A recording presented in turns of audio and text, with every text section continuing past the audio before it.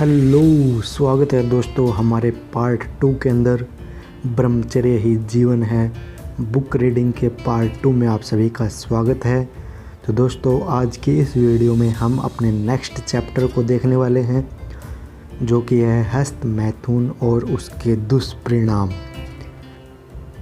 तो दोस्तों पिछली वीडियो में हमने जो 2 चैप्टर है वो कंप्लीट कर लिए हैं। अब इस वीडियो में हम 3rd चैप्टर देखेंगे। तो चलिए शुरू करते हैं। आजकल समाज में उपयुक्त अष्ट मैथुनों के अलावा और भी मैथुन नवयुवकों में बड़े भीषण रूप से फैल गया है। इस मैथुन से तो बालकों का बड़ा भारी संहार हो रहा है। प्लेग और इन्फ्लुएंजा से कहीं बढ़कर यह नया रोग नवयुवकों को जान से मार रहा है। यही नहीं बल्कि बड़े बड़े पढ़े लिखे हुए लोग भी इस काल के कराल पंजे में मोहवश जा रहे हैं। हाँ, वह बड़े ही दुर्भाग्य की बात है।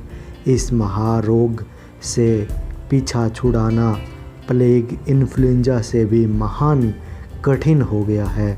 इस महारोग को हस्त मैथुन का रोग कहते हैं। यह रोग बड़ा भयानक है। यह राक्षस मनुष्य को बड़ी क्रूरता से बिल्कुल निचोड़ डालता है। यह भी एक प्रकार की स्त्री को नवविधा भक्ति ही है।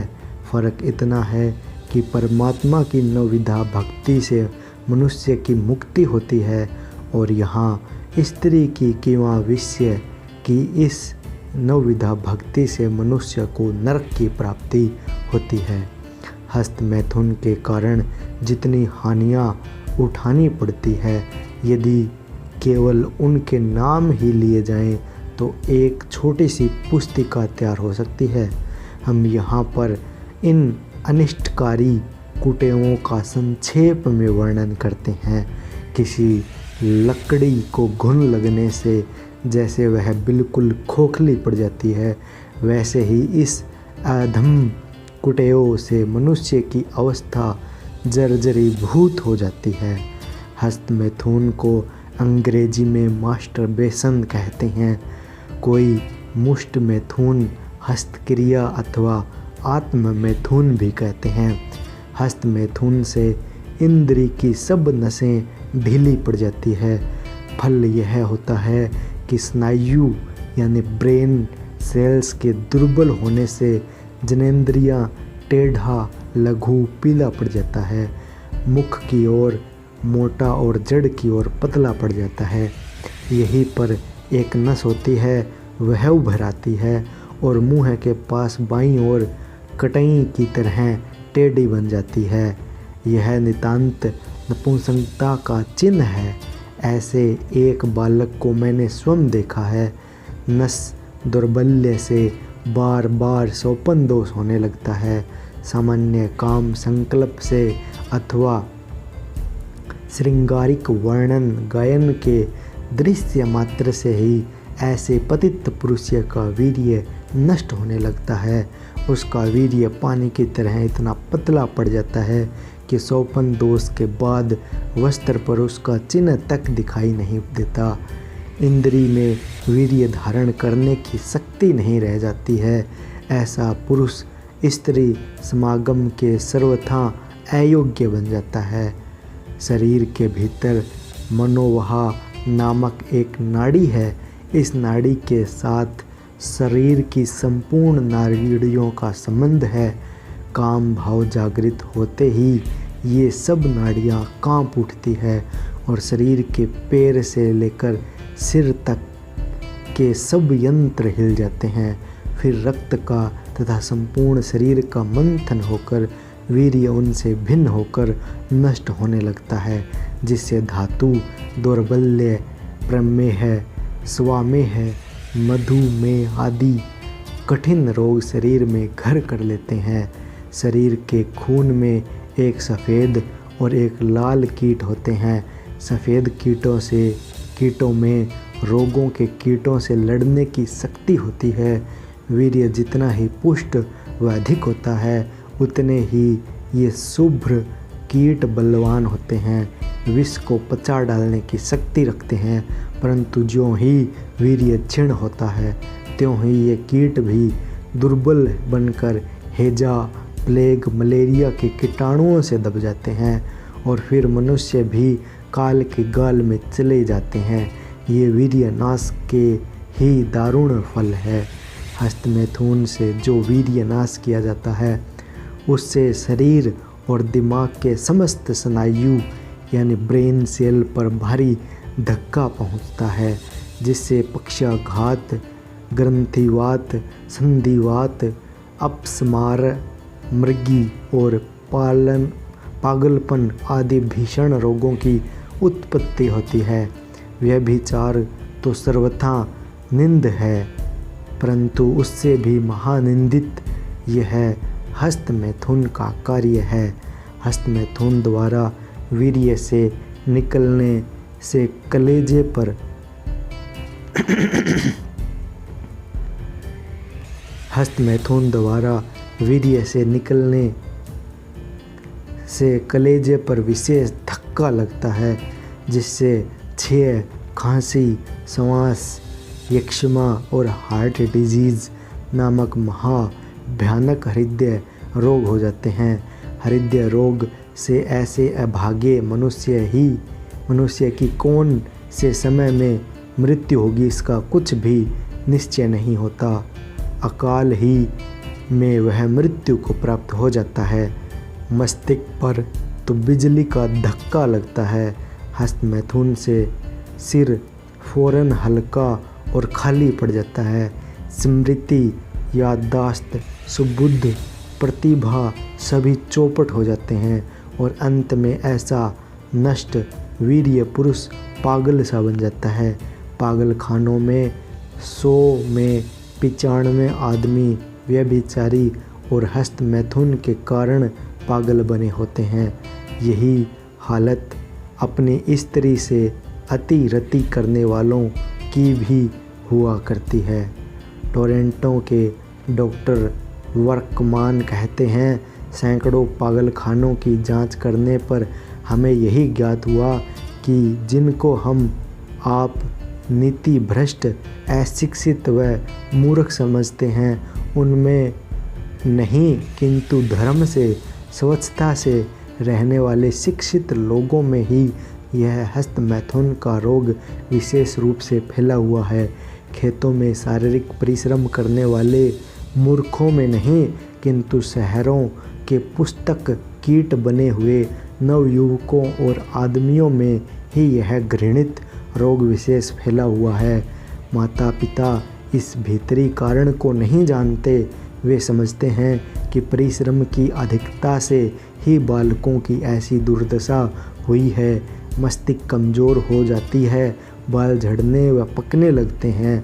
राजा के घायल होते ही जैसे संपूर्ण सेना एक वारगी घबरा जाती है, उसी प्रकार वीर्य रूपी राजा को आघात पहुँचते ही शरीर की इंद्रियां रूपी सेना एक वारगी अवस्था व कमज़ोर हो जाती है। आँख, कान, नाक, जीवा, वाणी, पैर, त्वचा, आंतें, मल मूत्रेंद्रियां अपना काम करने में असमर्थ हो जाती है। फिर तो ऐसे पुरुष का बहुत जल्द ही नाश ही होता है। हस्तमैथुन से संपूर्ण शरीर पीला, ढीला, फीका, दुर्बल व रोगी बन जाता है। मुख कांतिहीन व पीला पड़ जाता है। ऐसा पुरुष जीवन रहते हुए भी मुर्दा होता है। जिस विषयानंद को कामी लोग ब्रह्मानंद में बढ़कर समझते हैं, वह विषयानंद भी ऐसे पतित पुरुष ज़्यादा दिन तक नहीं भोग सकते।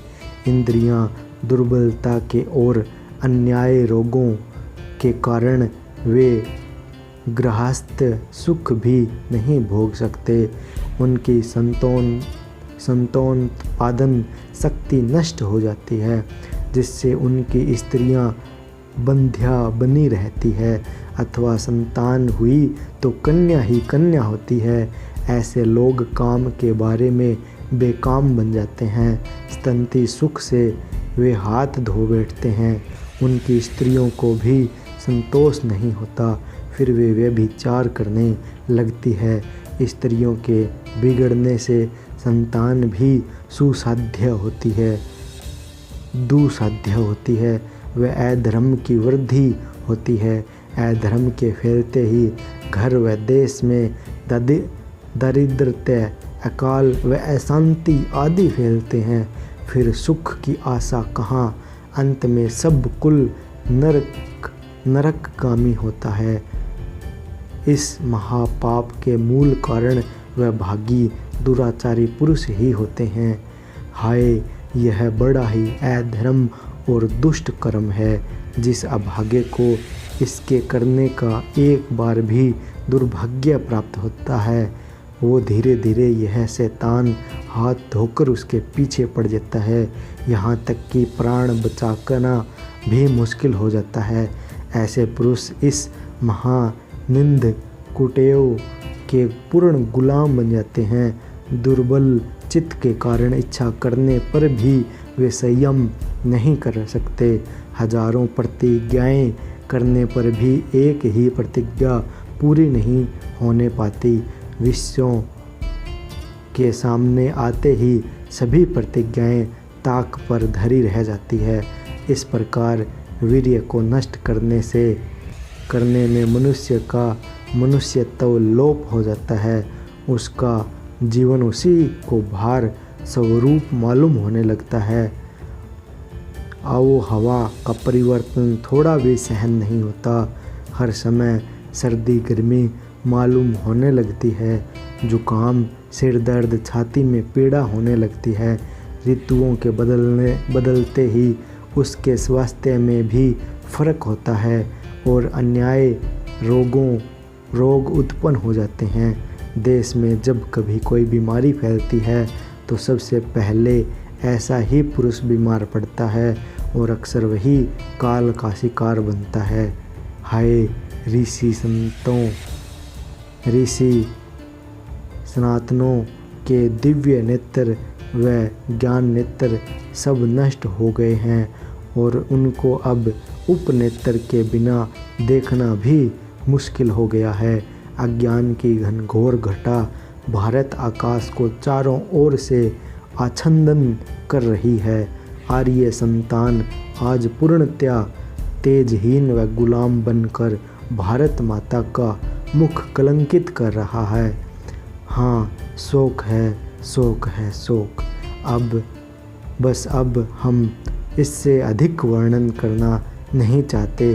केवल वीर्य भ्रष्टता के प्रमुख चिन्ह ही कहकर इस विषय को समाप्त करते हैं, जिससे कि लोग पतित बालक बालिका व स्त्री पुरुष को फौरन पहचान सके।